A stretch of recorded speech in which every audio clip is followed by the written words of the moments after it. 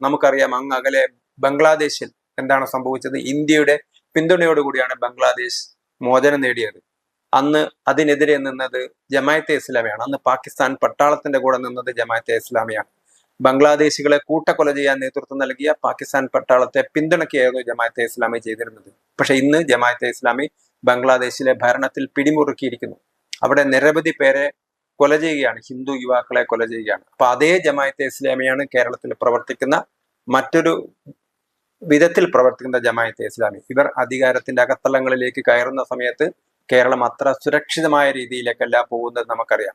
പക്ഷെ ഇതിനെ തുറന്നെതിർക്കാനുള്ള തന്റെ ഇടം അല്ലെങ്കിൽ അതിനുള്ള ആത്മാർത്ഥത CPM ഇല്ല എന്നതാണ് വ്യക്തം. കാരണം ഇത്ര നാളും അവർ ജമാഅത്തെ ഇസ്ലാമിയെ പോലെയുള്ള സംഘടനകളെ അവർ പിന്തുണയ്ക്കുകയായിരുന്നു ചെയ്തിരുന്നത്. മാറാട് CPM പഞ്ചായത്ത് പ്രസിഡന്റ് ഇത്തരത്തിലുള്ള കലാപങ്ങൾക്ക് കൂട്ടുനിന്ന ആളുകളാണ്. അല്ലെങ്കിൽ ഇരയായ ആളുകളെ, ആക്രമിക്കപ്പെട്ട ആളുകളെ ആശുപത്രിയിൽ കൊണ്ടുപോകാൻ പോലും വിസമ്മതിച്ച ആളുകളാണ് CPM നേതാക്കൾ. അപ്പോൾ ഓരോ സ്ഥലത്തും അതാത് സ്ഥലത്തെ വർഗീയതക്കനുസരിച്ച് തുള്ളുന്ന ആളുകളാണ് CPM ഉള്ളത് എന്ന് നമുക്ക് മനസ്സിലാവും.